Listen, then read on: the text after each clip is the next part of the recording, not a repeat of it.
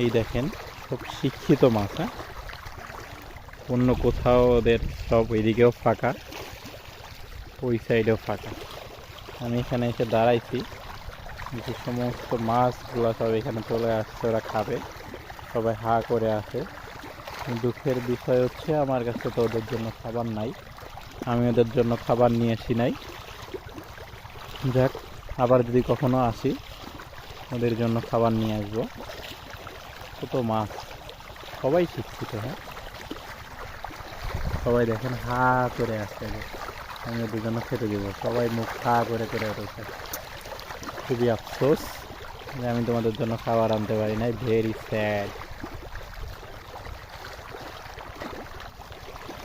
অনেক সুন্দর লাগতেছে দেখতে।